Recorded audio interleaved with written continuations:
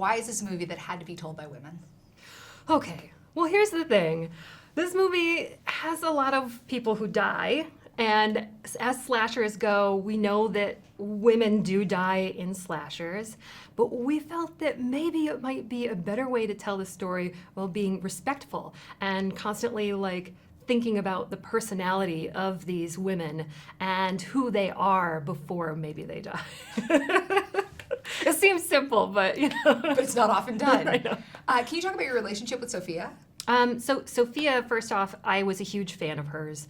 Her movies Green and Always Shine, amazing. She also did a fantastic Into the Dark episode for Blumhouse on Hulu, and I just loved her. And it was such a really great opportunity that she had read my work, and this, Black Christmas came up, and she was looking for a co-writer, and we just clicked. We really didn't know each other that well, and then all of a sudden we started working, and it kind of felt like the behind the scenes of us kind of becoming almost sisterly in a way reflected on what we were doing on camera with these women becoming sisters.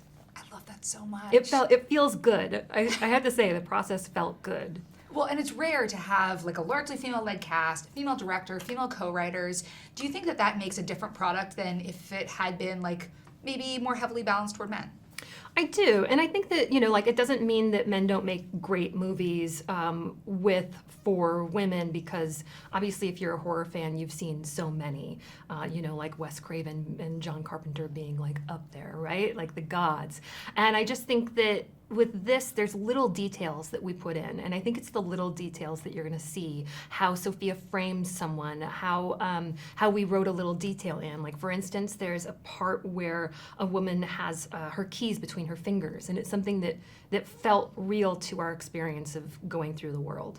Totally. Something that I was taught to do. And also, girl, shout out for getting a Diva Cup in there. Yeah, Diva Cup! I use one. So for me, the holidays are terrifying because I hate my in-laws. Why do you think Christmas can be scary? Christmas can be scary because, first off, it's the year end. You think that everything is just going to be magically amazing and next year is going to be great. There's just a lot of buildup, a lot of things. And usually the weather is a little bit darker and it's conducive to feeling a little bit kind of frightening. And if you're in colder environments, then you have the snow and everything feels really quiet, everything feels eerily quiet. And also people seem really festive and happy, but that to me means that something terrible is happening in their lives. So the more someone smiles, the more that they're just really laying it on thick of Merry Christmas, Happy Holidays, the more I think that something bad is going to happen. So it's those dualities, Speaking of duality, Cary Elwes, oh my God. Yeah. Princess Bride, but also Saw. Can you talk about having him in this project?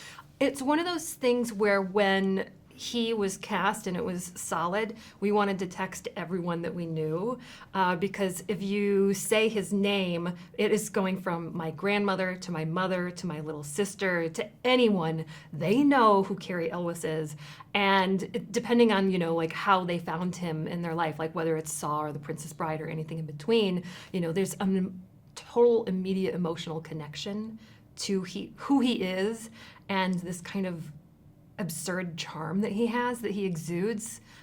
Something about him on screen, I just want to watch him. It's amazing. So yeah, we couldn't have gotten a better person.